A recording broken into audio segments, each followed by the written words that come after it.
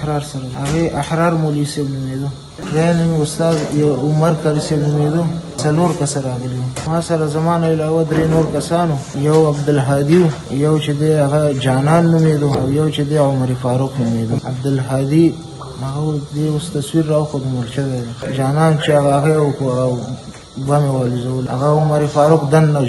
او بیا مانه جدا شو مونږ خو د هغو وضع کېدی دی هغه عبدالهادي دلته بلد و دی پاکستان هغه د باجوړ و هغه تعمیر غوندې و هغه کې نور خلک مزدوران او دا شیونه پکې ځان ته اتاقونه اسلحه دی عبدالهادي راوړی و وزیرستان ما د کلاشینکوف راکړ مونږ چې دی هغې چې څنګه هغه بم والوزولو بیا مونږ وردن نه شو ما زه چې څنګه منډه مې واخېسته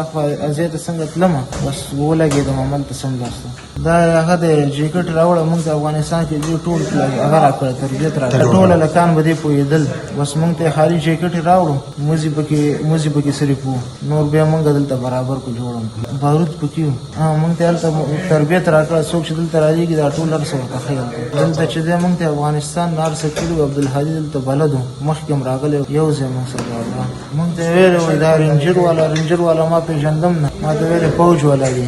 او بیا چې دی چې دلته راغلو نو بیا دلته چې موږ بلد شو ما ته ویل دا رینجر والا دی اول ته خو یې مونږ ته ویلې چې دا اوس ټول کافر دی مونږ جهاد لپاره راغلي